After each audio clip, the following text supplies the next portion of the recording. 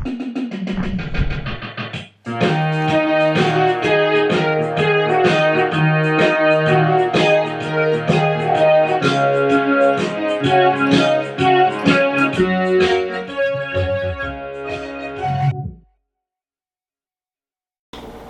there, and welcome to VO2 Max Productions Media and Sage Advice for Runners by a Pro. I'm your host, Sage Canday, here to answer your training talk questions. And first of all, I just want to thank everyone that contributed to this training talk discussion. And the winning comment actually went to Paul Blissett. Thank you for your comment on weight management for runners. And so that's the topic that I'm going to try to cover today, but thanks for all those that contributed and commented and voted. So here we go. So first off, as a disclaimer, I'm just gonna say I'm not a professional RD, not a nutritionist, not a doctor. Take what advice I have to say with a grain of salt, pun totally intended there.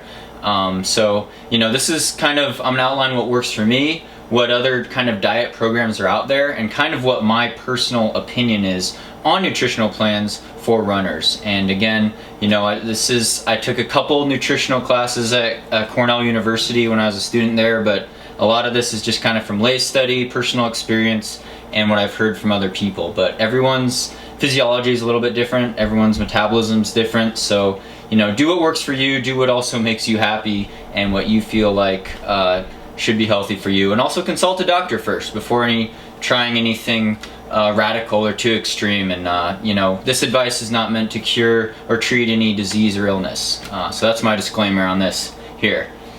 Alright, so to start off, there's a lot of, I don't want to say fads, but a lot of diet trends out there nowadays. And you know, it kind of started with, you see the Atkins diet, low carb diet, we have paleo, real carb restriction, fat burning type of diets, to gluten-free, vegetarian, vegan, you name it. There's all sorts of fruitarian, all sorts of different, pretty strict diets out there. And I'm not going to advocate for any certain one diet because I don't like being that strict with my diet. So granted, I did start off my life, I was born and raised as an ovo-lacto vegetarian, and that's what's worked pretty well for me over the years. I mainly eat just a lot of fruits and vegetables, but I also eat a lot of carbs, and I'll get into that later. But you know, if you grew up eating meat or that's something you're used to, you know, I'm not going to lecture you on that today. That's not the point of this discussion. And there's definitely some vitamins like iron and B12, nutrients and minerals that are helpful in some animal products. So again, not a lecture on being a fruitarian or restricting this or restricting that, but here are some helpful pointers that I've found that's kind of helped me maintain my weight and also maybe improve my performance in endurance athletics. And the first suggestion I'd make, Sandy and I kind of found this out together, she probably knew it before I did, but try to eat a pound of vegetables a day. And I think that's a really good point, because you think about, you know, a solid pound of just vegetables, you know, kale, carrots, onions, red peppers, bell peppers, celery, zucchini, whatever you got. Just chock full of vitamins, chock full of nutrients, and just really good calories to put in your system. So, you know, you're eating a pound of vegetables a day. And then, you know, you're going to need a balance between some fats, some proteins, and carbohydrates, your basic dietary needs. And, you know, I don't count calories. I've counted before, and I think I ate around 4,000, but I also run a ton each day. And, you know, I'm not going to be into that strict of calorie counting or this restriction for this. If you do that, more power to you, but I just haven't gotten into that too much yet. And so try to eat a pound of fruits and vegetables, or a pound of vegetables a day. Then you could eat a lot of fruits. Fruit's gonna hydrate you really well, give you some carbohydrates, give you some nice sugar. You don't have to, you know, have all this refined sugar. You could get natural sugar through fruit juice. And I think that's really valuable as well, is cut back on the refined sugar. It's in everything. With Sandy and I found out it's in pasta sauce a lot, and you know, it's loaded in ketchup, high fructose corn syrup, things like that. And you know, that being said, I don't cut out on ice cream. Sometimes I indulge. I love milkshakes and ice creams, and I got a sweet tooth. If we go to a cafe, I have a pastry with my coffee sometimes, usually. But you know, try to cut back on that. That is something, you know, soda, just try to totally eliminate that out of your diet. Not good for you. Granted, I drink it in races though, sometimes as well. But Other than that, or on plane flights, no soda, absolutely not. And same thing with hard candies or anything that, you know, refined sugar might be lurking in. That's going to be a huge red flag. That's not going to help your insulin levels. It's not going to help with weight management. And so going along with the whole calorie intake and the caloric balance, you know, a lot of people put a lot of stress on their BMI, you know, body mass index, and that's really just a measure of your height versus your weight, which I don't think, in my opinion, is not really a very good indicator of what you should weigh or what, you know, your weight should be, because it doesn't take into account bone density. It doesn't take into account your muscle density. Muscle weighs a lot more than fat, for example, and certain people definitely have, you know, they're going to be more jacked than others. They're going to have a different body type. Maybe your bones, like I think my leg bones are a little denser and stronger. That's going to help with injury prevention. So bone density, huge determinant in your weight, as well as, you know, if you weigh yourself every day, it could get discouraging or it could be too encouraging, because a lot of weight fluctuations from on a day-to-day basis are just going to be from water weight. And so there's a huge difference in your weight pre and post run on a hot day. You know, you might be thinking you're burning 5 pounds in one day, but it's water weight. Same thing with just drinking. You know, if you drink 2 cups of water, that's a pound. So, you know, you have to take into account that a lot of this is water weight. To actually burn a whole pound of fat, you need to be in a 3,000 or 3,500 calorie deficit. So, you know, that's better to do gradually. That's better to put yourself, you know, 500 calories a day for a week type of deal. And, you know, that being said, I'm not going to talk too much about the weight loss issue, because you could lose too much weight. And if you're not giving yourself the nutrients that your body needs, you're going to wither away and your running's going to really suffer. But for the most part, stick to the basics. Pound of vegetables a day, cut back on refined sugar. You're already at a good start right there. And I know it's easier said than done. A lot of times these habits, cravings come into play, and, you know, you're tempted to eat this and this when you're starving and hungry. So the habits, I mean, I could share a personal story. I like to drink a lot of beer, and you know, I'd have Avery every night for dinner, and then it was escalating to I need an Avery after dinner to help relax when I do work as well. So then I'm drinking, you know, 2 beers a night, pretty much every night. And these aren't just regular Coors Light, Michelob Ultra types of beer. These are heavy IPAs, like 7.5% alcohol types of beer. And I decided, you know, as a professional runner, that's kind of maybe not ideal for my body. Maybe it is, but 2 beers a night, 2 strong beers a night, every night, is consistently what I consider maybe not a good habit. And so what I found reading this book, I'm not quite finished with it yet, but it's called The Power of Habit. Very interesting, intriguing read, is that basically you have these habit cycles, and you have a cue, and then you go through this habit, and then you have a reward.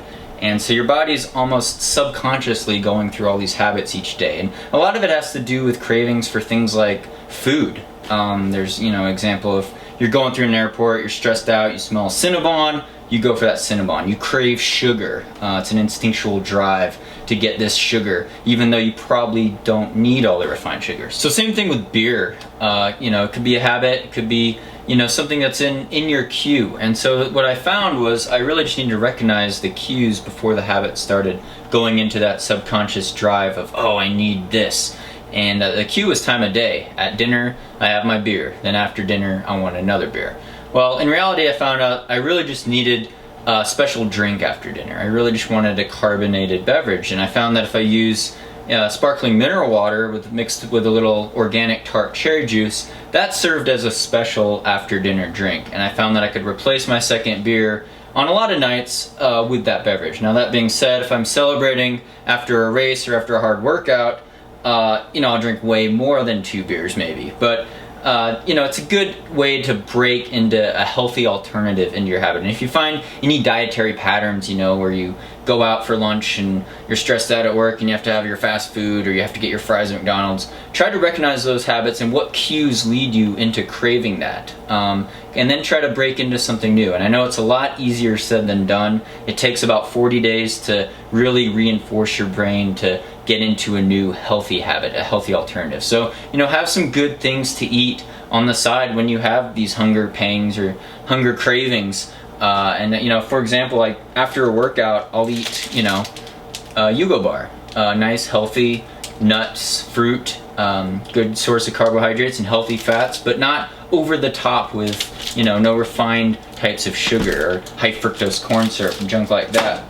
And then eating a lot of healthy fats, a lot of filling, avocados. Sandy and I love to eat. Put these on salads. It's just a great alternative. It fills you up. It's pretty satisfying. Granted, they are kind of expensive, but think of it as an investment in your future health care, or something like that, I like to say to myself. And then a lot of almond butter, or any nut butter actually, but we get this almond butter, and if you grind it yourself at the store, it's a little bit more affordable, but really rely on a lot of almond butter, and then some more healthy omega-3s I supplement with, of course, Flora Health, a sponsor, 7 Sources, and Udo's oil. Pour that over my salad, put that in salad dressing, on top of pasta, top of pizza, anything like that. And so you're breaking into these healthy alternatives into your dietary intake. And you remember, take a pound of vegetables a day, lots of fruit to rehydrate you. And I think those are good starters for a lot of people. And I know this is easier said than done. I actually weighed my freshman year of college. I gained the freshman 20 within the first 3 months of my freshman year at Cornell, and it was kind of a combination of stressful mechanical engineering classes with all-you-could-eat dining halls and poor dietary choices. And so go in stressed out. I was still running 100 miles a week, and I was gaining weight, and I was eating 3 of those Belgian style waffles for dinner, or 9-10 slices of pizza, and just pouring the soda all over the place, and just chugging that all the time. And I look back on that, and it's I had to lose all that fat that I gained. I didn't weigh that much really, but I weighed a good 15 pounds more than I do now. And so recognizing that, and it's definitely really hard. It's a lot harder to lose weight than gain weight, but recognizing those unhealthy things you could replace with more healthy alternatives, I think is really key in weight management. And you're also going to, a calorie is not a calorie is not a calorie. There's, your calories coming in from carbohydrates, calories coming in from fat, calories coming in from protein. And, a lot of endurance runners we see have had great success with the low carb types of diets, real carb restriction, going into ketosis, burning fat more as a fuel, which is very helpful in a marathon and longer types of events. And I'm not going to do that because I love beer, I love pizza, I love pasta. It's just not for me. But what I will do is strategic carb depletion. And there's a lot of studies that have proven that this is actually effective. And Finney et al., for example, and then this other study with elite Canadian marathoners running in the 210 to 212 range would do strategic carb depletion, where maybe the night before they don't have their pasta, they have a low carb dinner, they have a low carb breakfast or no breakfast, then they go out on a fat burning run. Fat burning run, relative intensity, 65 to 75% of your maximum heart rate. You burn fat more effectively as a fuel. So I could do a long run like that, and after 90 minutes, maybe 2 hours, I'm still going on just water. But I will carry a lot of V-Fuel gels in my pocket just in case, so I don't epically bonk out there on the trails or the track, because I've had to walk it in back to the car before. And, So again, it's also going to be relative to what your weekly mileage is and what your intensity in training is. I found that I've actually lost the most weight and probably had the lowest body fat percentage when I was actually running less mileage but doing higher intensity workouts. And that makes sense. It's kind of the whole weightlifting thing, where if you lift a lot, do these short, more anaerobic, high intensity workouts, it revs your metabolism up for the rest of the day. And you're actually, your resting metabolism is burning more calories than if you just went out and did an easy jog aerobic exercise for 30 to 60 minutes. But balance is key. I think you have to have both. And as a distance runner, to optimize performance, obviously need to do the long, slow, fat burning runs, and also the shorter intervals or tempo runs, speed workouts, and things like that. And it's all relative to what you've been used to. So if you've been running 30 miles a week and you bump it up to 40 miles a week, you keep eating the same amount, you're in a great position to lose some excess body fat if you have some, or to at least maintain your weight, at least to a healthy amount probably. And same thing goes for me. If I get injured and I'm not running 80 to 90 miles a week like I usually do, like my body's used to, I'll start packing on the pounds if I don't restrict a little bit more of what I eat. And again, this isn't about calorie restriction so much as it is about making healthy choices and figuring out what in your diet could be tweaked to optimize your performance and to keep you happy, keep you motivated, and to keep you fueled for training. And again, I want to thank everyone for whoever voted on this comment, and I really do appreciate all your views, all your support, all your subscriptions. And keep the comments coming. I can't get back to all of them, but I do see a lot of them, and I'll try to respond to as many as I can. But again, I really appreciate all the shares and all the subscriptions, and I love to do these training talk series. I want to keep the momentum going for future training topics, so feel free to comment below on that, and stay tuned for more VO2 Max Productions.